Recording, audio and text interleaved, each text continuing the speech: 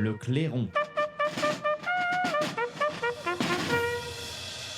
Alors, je vous ai parlé de cette disparition donc, de 7 milliards d'euros de l'association patronale de garantie des salaires. En fait, c'est l'ancienne directrice du régime des garanties des salaires, l'AGE, Ouria Aouimer Milano, j'espère que je prononce bien son nom, qui avait fait des révélations fracassantes concernant donc la disparition de ces 7 milliards d'euros de ce régime. Alors, pour ceux qui ne connaissent pas, c'est un régime qui est prévu pour venir en aide aux salariés des sociétés en grande difficulté ou des sociétés en liquidation. Voilà, donc c'est une forme de cagnotte qui est prévue pour venir en aide aux salariés quand leur société est en difficulté ou carrément en liquidation. Alors, ce qui est intéressant, c'est que tout a été fait depuis le début pour décrédibiliser cette, entre guillemets, lanceuse d'alerte, donc, qui était l'ancienne directrice de ce régime, Ouria Aouimer Milano. Et là, récemment, donc, le Conseil des prud'hommes de Paris a rejeté, c'était mardi de la semaine dernière, sa demande de statut de lanceuse d'alerte. Alors, c'est une affaire qui semble assez tentaculaire et qui pourrait toucher des hommes de tous les plans, politiques, médiatiques, etc. Et sur lesquels s'est penché Philippe Murer. Bonjour Philippe Murer. Bonjour Clémence. Et merci d'être avec nous aujourd'hui. Vous êtes, je le rappelle, économiste, spécialiste des questions d'énergie, auteur de Comment réaliser la transition énergétique, un défi passionnant chez Jean-Cyril Godefroy, et également Sortir du capitalisme du désastre, toujours aux mêmes éditions. Là, on est plutôt dans le désastre du capitalisme. Oui, tout à fait, parce que l'AGS, il faut bien comprendre, c'est le patronat qui le gère uniquement, hein, c'est le MEDEF et la Confédération des petites et moyennes entreprises. Donc, c'est des petites sommes qui sont prises à tous les entrepreneurs, toutes les entreprises, 0,15% des salaires, qui à la fin font une grande rivière et qui permettent de payer les salaires, les arriérés de salaire, en fait, de tous les gens dont les entreprises sont en faillite, pour pas qu'ils se retrouvent dans le plus grand dénuement comme ça se passait avant. Donc attendez, pardon, tout le monde participe, toutes les entreprises participent, c'est ça? Ou c'est même pris dans le salaire des entreprises y participent. Pratiquement toutes les entreprises y participent et versent 0,15% de leur salaire. Ça fait partie des charges, des entreprises. Et c'est le MEDEF qui gère tout ça avec la CPME. Et donc, ils ont nommé cette dame dont vous parliez, Ouria Aouimer, j'écorche son nom, pour en fait nettoyer grosso modo les écuries d'OGS. C'est ce qui apparaît quand on lit tous les articles. Parce qu'effectivement, il y avait énormément d'argent qui disparaissait de l'AGS. Quand vous regardez que vous êtes un peu financier, vous voyez qu'il y a plusieurs centaines de millions d'euros, voire 1 milliard qui disparaît chaque année. Et donc, d'ailleurs, le titre de l'article, c'est 7 milliards d'euros détournés et l'une est embarrassée. Là, vous parlez de l'article du journal du dimanche. Qui a été exactement, sur ce sujet. Qui est sorti, voilà. Et donc, le pire, c'est que l'argent, parfois, n'arrive même pas au destinataire. C'est-à-dire que l'AGS verse des fonds pour les salaires, et en fait, l'argent n'arrive pas au destinataire final. Il y a une partie qui est détournée en chemin. Donc, c'est extrêmement étonnant. Et le patronat dit, on ne sait pas où est passé l'argent. Et alors, bien sûr, comme vous l'avez dit, il ne s'agit pas simplement de fraude, parce que l'argent détourné est tellement important. Il y a des cabinets, des rapports de cabinets, donc Ernst & Young, il y a eu aussi la Cour des comptes, et il y a le cabinet Advolis qui dit qu'il y a des mécanismes de restitution. Donc, en fait, que l'argent est détourné et il est rendu ailleurs. Toute la question, c'est où est-il rendu, quoi. Oui, mais alors rendu, ça veut dire il est bien détourné, c'est une fraude, quoi. On est d'accord. Rendu dans quel sens? Voilà, il est rendu à des corrompus, quoi. C'est ça que je veux dire. Il y a une fraude, il est détourné et des corrompus le récupère. C'est logique, puisque sinon, il n'y aurait pas des détournements d'argent aussi gros s'il n'y avait pas des gens qui avaient des contreparties, enfin des puissants qui avaient des contreparties. Donc, il y a deux types de victimes. Il y a déjà les salariés d'entreprises qui font faillite, qui normalement doivent toucher leurs arriérés de salaire, qui n'arrivent parfois pas complètement. Donc, ça a été le cas pour l'affaire Maury Duclos, qui avait fait énormément de bruit en France. Et puis, il y a les entreprises qui payent de grosses cotisations, alors que si c'était géré correctement, parfois, il n'y aurait même pas de cotisation certaines années. Voilà. Ah oui. Donc, tout le monde est perdant dans cette histoire. Oui, et puis au passage, le français qui considère que la France doit être bien gérée et bien fonctionner, donc protéger les salariés, et là, c'est pas le cas. Donc, il y a presque un intérêt général dans cette affaire. Donc, alors, Et en plus, si je me permets, tout le monde s'est plaint. C'est-à-dire que la Cour des comptes a dit qu'il y avait un problème. Ernst & Young, le grand cabinet américain, le cabinet Advolis, le MEDEF et la CPME ont porté plainte. Le MEDEF, il parle d'abus de confiance, de corruption active ou passive. L'UNEDIC est d'accord et porte plainte. Et au début, donc, tout se passe bien. et tout le monde suit Ouria à où il meurt. Mais le problème, c'est qu'à un moment donné, elle commence à avoir des problèmes personnels, c'est-à-dire à être suivie dans la rue, avoir la porte de son appartement qui est bouchée à la colle, elle ne peut pas rentrer chez elle. Ah oui, En fait, on veut lui faire peur. bah, bien sûr. Il y a des courriers anonymes Intimidation. qui sont envoyés à sa hiérarchie, la porte de son domicile qui est plusieurs fois dégradée, la boîte aux lettres lacérée, et il y a même les caméras de surveillance de l'AGS qui voient au petit matin quelqu'un qui n'est pas un homme de ménage pénétrer dans son bureau. Voilà. Donc devant tout ce harcèlement, en fait, même le MEDEF et la CEPME lui payent des gardes du corps. On en Mmh. arrive là. Mmh. Vous vous rendez compte? Mmh. Elle découvre une fraude, on est obligé de lui payer des gardes du Ouais, corps. donc déjà, Mais ce qui est ça prouve qu'il y a des gens qui ne veulent pas que cette fraude soit découverte et qui qui sont visiblement suffisamment puissants pour pouvoir organiser tout ça. Voilà, déjà. Exactement. Et alors là où ils sont vraiment très très puissants, parce que là il y a quelque chose d'incroyable, c'est que cette dame a baissé les frais de fonctionnement des AGS de 40%. Donc elle a très bien géré le budget. Les AGS avaient juste 400 millions d'euros en caisse, alors qu'ils doivent en avancer beaucoup. Ils ont 1 milliard.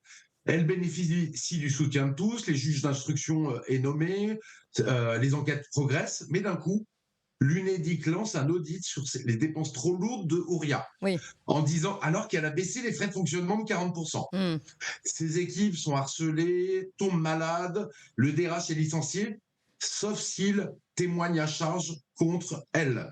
Ce qu'il refuse parce qu'il n'a rien à dire, elle a bien travaillé. Mmh. Et en fait, le cabinet qui C'est a dingue. découvert les grosses fraudes est débarqué et elle est menacée de licenciement. À ce moment-là, pour vous dire comment Elle ça est devient menacée tendu, donc par la CPME, l'UNEDIC qui est, pardon, juste pour que tout le monde comprenne bien, elle est menacée par l'UNEDIC qui est lui-même l'employeur finalement de l'AGS.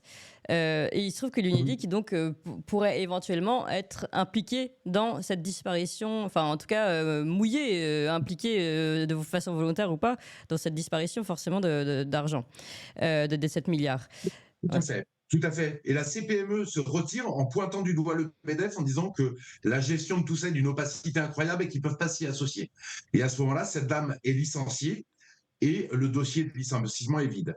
Le MEDEF lui-même, le patron du MEDEF dit qu'elle a pété un plomb sans expliquer pourquoi. Elle a juste fait son boulot, ils expliquent qu'elle a pété un plomb, donc on essaye de la discréditer. Alors elle a envoyé en plus des lettres à Bercy, donc à très haut niveau pour signaler les fraudes, c'est 7 milliards d'euros, c'est pas rien. Demander de l'aide, donc Bercy l'a laissé couler, le MEDEF, l'UNEDIC, voire ils la font couler. Et donc, il y a des politiques. Derrière l'UNEDIC, il y a les syndicats de salariés qui sont normalement doivent protéger les salariés. Il y a les syndicats de patrons, le MEDEF. Et donc, et pour vous en rajouter au tableau, Anticor, qui est partie prenante au procès, lui évalue la somme détournée à 15 milliards d'euros potentiellement. Et ils disent, nous sommes face à une affaire de corruption systémique. Systémique, d'accord. Alors, on va essayer ensuite de Donc, voir qui ça peut concerner, enfin, sans donner forcément des noms, puisqu'évidemment, on est encore dans une période d'enquête, mais voir un peu jusqu'où peuvent aller les tentacules. Mais d'abord, préciser une chose, vous l'avez dit, c'est que donc, les choses se retournent finalement contre cette, entre guillemets, lanceuse d'alerte, même si le statut lui a été refusé. Oui, l'UNEDIC a même s'est intéressé à ses frais de mission, de réception, de déplacement, et l'ont finalement licenciée en expliquant que elle avait des notes de frais et des déplacements trop élevés, donc c'est une faute grave. Voilà. Quand même intéressant, comme voilà, il y faute a grave, 3 mois. ce qu'ils ont réussi à retenir contre elle. Apparemment, en plus, ils ont expliqué qu'elle avait trop de frais de sécurité alors qu'elle en avait besoin et que tout le monde était d'accord, Oui. vu les problèmes qu'elle a eus. Et puis, elle a baissé de 40% les frais de fonctionnement des AGS. Mmh. Et toutes ses équipes les suivaient. Donc, ce n'était pas en appuyant sur ses équipes, Mmh. elle a baissé les frais de Mmh. fonctionnement. Et justement, c'est elle qui est virée alors qu'elle est nettoyée. Donc, clairement, on a l'impression qu'il y a un acharnement contre elle. Oui. Elle est harcelée, elle a été virée. Maintenant, l'enquête ne progresse plus. Il n'y a plus d'actes d'accusation supplémentaires qui sont envoyés au juge d'instruction. Donc, tout semble bloqué. Et là, ça nous fait penser alors, on n'en sait pas plus puisque l'enquête a été bloquée au plus haut niveau. Ce qu'on sait, c'est que ça ressemble à l'affaire de la caisse noire de l'UMM, qui avait fait une affaire qui avait fait énormément de bruit. Alors rappelez-nous justement, rappelez-nous ce que c'était exactement la caisse noire, parce que beaucoup d'internautes nous demandent justement s'il y a un parallèle entre ces affaires. Oui, c'est une très bonne idée. Je pense ça ressemble à ça. En fait, c'était une caisse noire qui avait été collectée comme un pourcentage d'ailleurs de la masse salariale, hein, de la même manière, mais là de façon complètement illégale par la branche industrie du patronat, pour casser les grèves, en fait. Enfin, pour faire en sorte que les grèves ne puissent pas porter. Les entreprises qui avaient des grévistes qui voulaient des augmentations de salaire qui étaient un peu trop énervées, on leur disait, vous en faites pas, ne cédez pas et on va vous aider. Alors bon, ça déjà, c'est extrêmement grave, quoi, puisque c'est totalement illégal et occulte, mais surtout, on sait qu'il y a eu des retraits, enfin, il a été avoué qu'il y a eu des retraits en espèces de fait pour participer à financer des syndicats et même des partis politiques et des hommes politiques. Et cette affaire, à l'époque, contrairement à celle-ci, et pourtant elle est 20 fois plus petite que celle-ci, hein, elle avait provoqué une déflagration dans les médias. Et le président qui était en fait Denis Gauthier-Sauvagnac, un type très malin, avait en fait porté le chapeau et avait dit, en gros, il n'a rien dit à qui avait été donné l'argent. Comme c'était de l'argent liquide, il n'y avait aucune trace.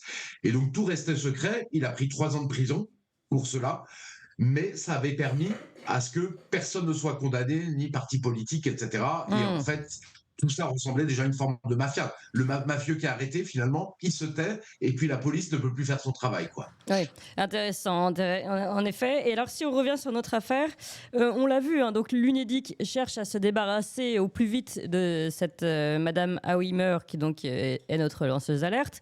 C'est intéressant, est-ce que ça veut dire que l'Unédic peut être concerné par l'affaire, selon vous? Très, très clairement, parce que c'est même elle qui a lancé un audit dès 2022, donc il y a plus d'une année, sur ses frais, alors même qu'elle baissait les frais et qu'elle n'avait pas lancé d'audit sur le personnage précédent, qu'elle baissait de façon importante les frais. En plus, vous savez, une femme qui est suivie dans la rue, qui est attaquée, harcelée, qu'elle prenne le taxi pour rentrer chez elle, bon, c'est peut-être ça embête peut-être des gens, mais ça peut se comprendre. Oui, oui, Surtout une oui. femme qui travaille tard, à 10 heures du soir, qui est régulièrement suivie dans la rue, dont la porte est abîmée, etc. On peut le comprendre. Et de toute manière, le dossier semble complètement vide, hein. Le dossier de l'Unédic face à Madame Ouria Haumer est complètement vide. Et juste pour vous dire, parce que on pourrait décrédibiliser cette femme en disant, mais non, mais cette femme est folle. Enfin, sauf, c'est d'ailleurs ce que tente le MEDEF. Sauf que cette femme a eu les plus hautes responsabilités au MEDEF pendant des années, des années. En fait, elle a été reconnue comme quelqu'un d'extrêmement compétent. Et d'ailleurs, ce que dit ses ex-collègues sont tout à fait, ce sont plutôt des louanges d'elle. L'ancienne vice-présidente de l'AGS, Carole Ferrier, dit c'est la vertu même. On l'a envoyée au charbon pour faire le ménage. Elle est devenue la femme à abattre, quoi. Oui, mais ce qui est étrange, presque, on se demande si, puisqu'ils l'ont choisi pour faire le ménage, pourquoi après coup ça pose des problèmes. On pensait qu'elle ne le ferait pas, ce ménage. Finalement, dans la stratégie même de ces gens-là, on a du mal à comprendre. Alors, je pense qu'ils voyaient que tout le monde voyait. Moi, je l'ai vu à l'œil nu, qu'il y avait des problèmes de détournement parce qu'il y avait très peu de sommes récupérées des AGS, alors que normalement, elles devaient récupérer une grosse partie des sommes qu'elles versaient pour avancer des salaires. Ça, c'était la logique économique.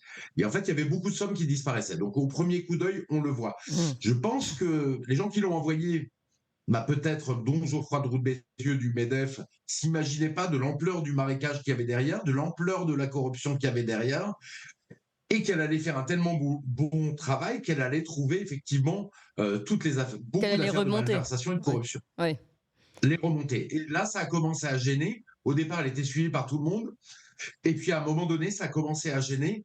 Et c'est là où une mécanique inverse s'est mise en place par les mêmes acteurs qui lui ont dit tu t'arrêtes ou alors on va te couler. Elle a pas arrêté, on l'a coulé. En fait. Ce qui veut dire que ça remonte très très haut.